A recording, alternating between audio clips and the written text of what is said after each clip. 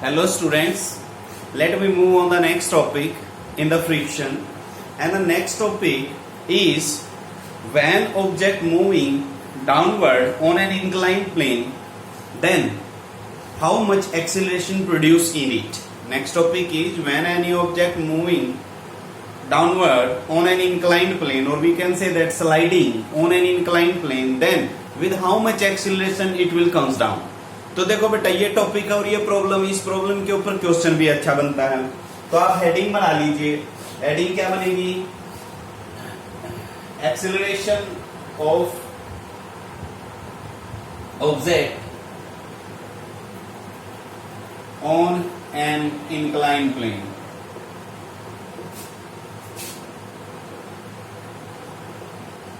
Moving downward. तो कोई object है इंक्लाइंड प्लेन पे, ये इंक्लाइंड प्लेन है, इसके ऊपर कोई ऑब्जेक्ट भाई वो नीचे की तरफ स्लाइड हो रही है, इस तरफ आ रही है, इस तरफ आएगी तो फोर्स उसके ऊपर किस तरफ लगेगा भाई? फ्रिक्शन फोर्स इस तरफ, फ्रिक्शन फोर्स इस तरफ हो गया। इसका जो mg है, mg किस तरफ एक्ट करेगा? नीचे की तरफ। और लेट से इंक्लाइंड एंगल है जो वो कितना है? थीटा। नॉर्मल रिएक्शन आपकी किस तरफ रहेगी भाई? बिल्कुल vertically 90 degree on the object. अब यहां से इसका अगर मैं यहां एक ड्रॉ करता हूं कंपोनेंट, तो ये जो एंगल कंसीडर होता है ये कितना होता है? मैं पहले आपके लेक्चर्स में बता चुका हूं, थीटा ही बनेगा। इस mg के दो रेक्टेंगुलर कंपोनेंट्स लेंगे तो one component is air and another component is air. This component is mg cos theta and this component is mg sin theta। अब कंडीशन सुन लो बेटा। मान लो ये ऊपर वाला फोर्स और नीचे वाला फोर्स, ऑब्जेक्ट ना तो इस तरफ जा रही है ना इस तरफ जा रही है, तो यानी कि r इज इक्वल टू तो mg cos theta की इक्वेशन तो हमारी बनी गई है, क्योंकि ऑब्जेक्ट ना तो उस तरफ जा रही है और ना ही जा रही है नीचे की तरफ, इस तरफ आ रही है ऑब्जेक्ट, इस तरफ आ रही है। तो ये वाला फोर्स और ये वाला फोर्स, इन दोनों फोर्स में से कौन सा बड़ा फोर्स हुआ भाई? बताओ शाबाश। अगर ऑब्जेक्ट आपकी नीचे की तरफ आ रही है तो नीचे की तरफ आ रही है तो mg sin थीटा बड़ा हुआ ना किसके कंपैरिजन में? f के कंपैरिजन में। mg sin थीटा बड़ा हुआ किसके कंपैरिजन में? f के कंपैरिजन में। अब कितना बड़ा हुआ? मान लो ये जो ऑब्जेक्ट है कितने एक्सेलरेशन के साथ आ रही है? नीचे a एक्सेलरेशन के साथ, तो m इंटू a टर्म बड़ा हुआ ना, m इंटू ए, क्योंकि ये जो a एक्सेलरेशन के साथ चलेगी तो कितने फोर्स के साथ नीचे आ रही है? m इंटू ए। छोटी क्लास में पढ़ा बेटा F is equal to m में होता है। तो देखो मैं इक्वेशन बनानी सिखाता हूं। Let the object have m mass and moving downward with acceleration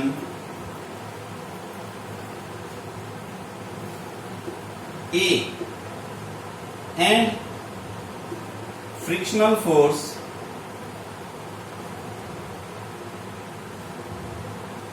F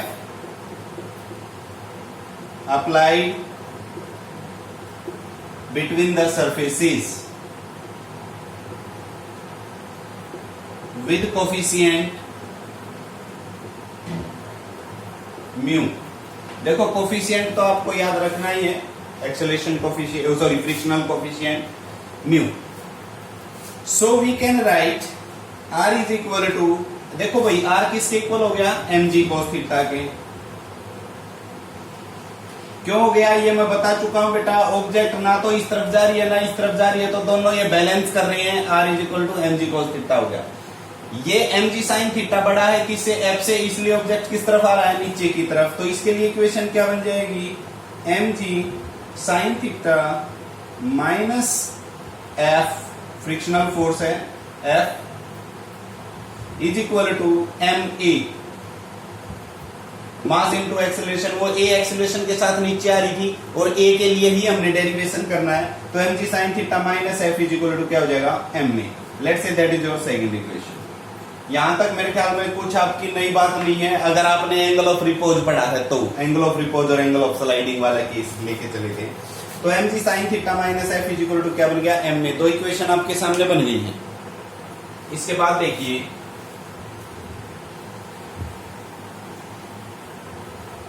दूसरी इक्वेशन को हम कैसे लिख सकते हैं भाई, mg sign theta minus F, जो ये फ्रिक्शनल फोर्स था, एक बार इधर देखो बेटा, म्यू इज इक्वल टू क्या था, एफ बाय आर आया था ना, यहां से एफ निकालोगे तो म्यू इंटू आर आ जाएगा।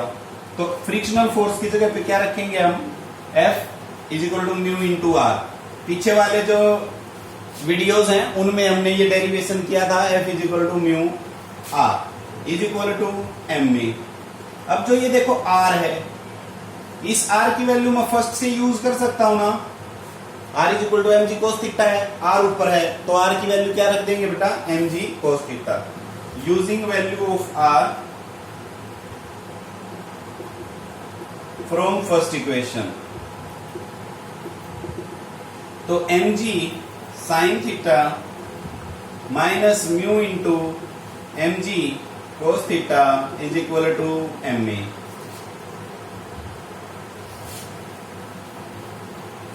अब क्या बनेगा भाई, देखिए यहां से एम जी कॉमन ले लें तो एम जी हो गया कॉमन, इंटू क्या बचा, sine theta minus mu cos theta is equal to m A.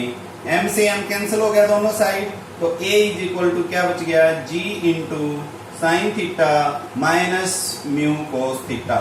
This is your required relation for the acceleration produce in an object when moving downward on an inclined plane। तो इतने acceleration के साथ, बस आपको theta दे दे और जी दे दे कि कितने acceleration के साथ, या ए दे दे कितने एक्सेलरेशन के साथ आ रहा है, तो आप इस वैल्यू को फाइंड आउट कर सकते हैं। क्लियर होगा बेटा, ये डेरिवेशन इंपॉर्टेंट है, इसके ऊपर एक दो बार प्रैक्टिस जरूर करें।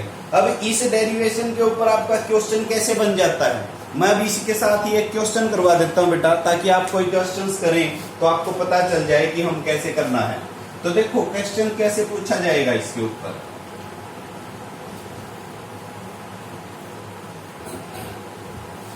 मैं स्टेटमेंट लिख देता हूं, एक मिनट। स्टेटमेंट ये है, a block slides down, a block slides down an incline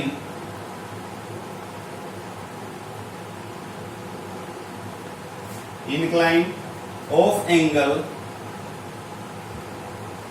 30 degree with an acceleration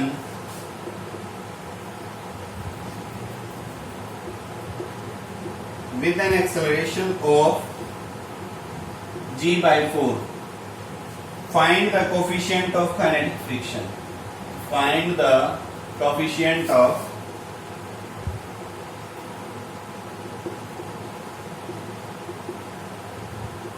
kinetic friction. आपसे क्या पूछ लिया, म्यू पूछ लिया। क्या पूछा बेटा, म्यू। तो देखो गिवन क्या क्या चीजें हैं, क्वेश्चन आपका ये बिल्कुल सिंपल सा क्वेश्चन है। अब लोग slides down on an incline plane of angle theta, तो सॉल्यूशन आप बिल्कुल सिंपली लिख सकते हैं, theta is equal to 30 degree है भाई गिवन। एक्सेलरेशन है जो वो कितना है, g by 4 है। और क्या गिवन, और तो कुछ नहीं गिवन है, we have to find mu, mu आपको निकालना। क्लियर होगी बात। अच्छा, तो अभी हमने एक्सेलरेशन के लिए जो इक्वेशन निकाली है वो क्या है बेटा, equation a is equal to g into sine theta minus mu cos theta, कुछ ऐसी आई थी। a is equal to g into sine theta minus mu cos theta. a की जगह पे क्या रखना है, g by 4 रख दो। g by 4 is equal to g into sine of 30 minus mu cos of 30।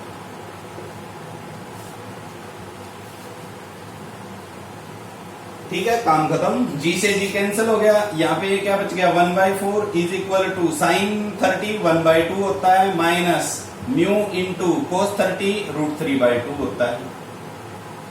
Solve करना बेटा अब आपको, बस और कुछ काम नहीं है, सोल्व करना है। तो म्यू आपका आ जाएगा,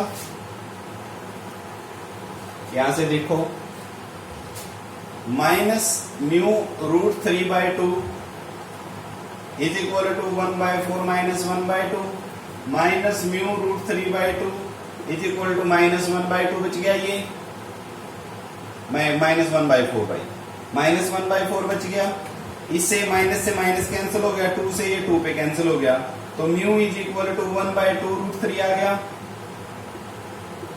√3 का रेशनलाइजेशन कर दो, क्या बन गया, म्यू इज इक्वल टू √3/6।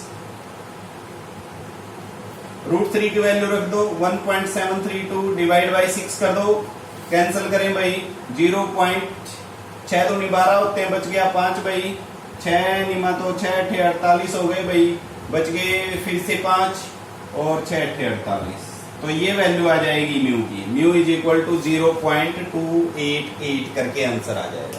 तो सिंपली इस तरीके से हम क्वेश्चंस को सोल्व करेंगे। क्लियर हो गया? अब हम चलते हैं भाई नेक्स्ट टॉपिक के ऊपर। नेक्स्ट टॉपिक देखो क्या है, ये तो हो गया acceleration on an incline plane. अब नेक्स्ट टॉपिक ये पूछ लिया जाता है कि हमारे पास अगर कोई बॉक्स है, उस बॉक्स को हम हॉरिजॉन्टल सरफेस पे खींच रहे हैं, ध्यान से सुनो, if we have a box and we pull it on the horizontal surface, तो हमें कितना काम करना पड़ेगा फ्रिक्शन के अगेंस्ट। तो work done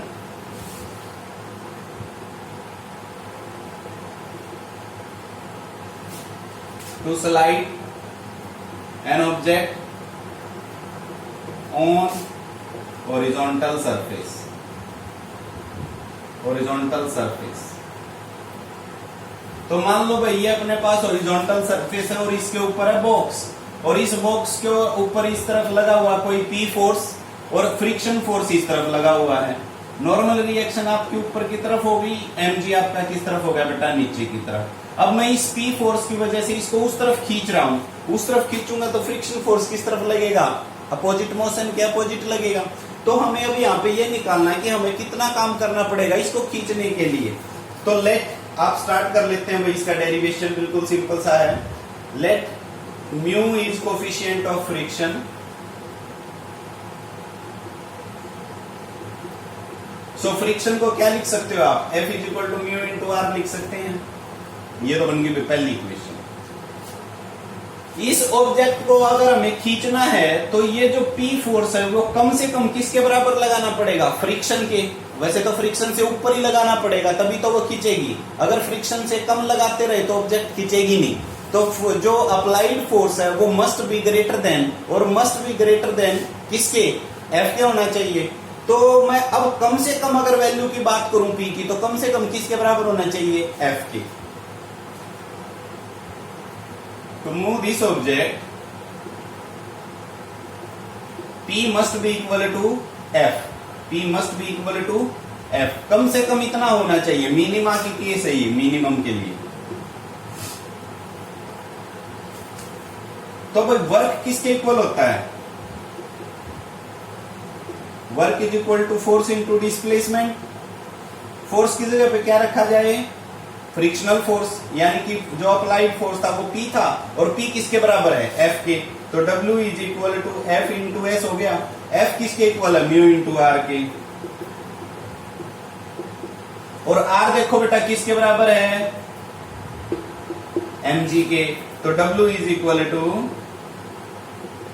mu into mg into S,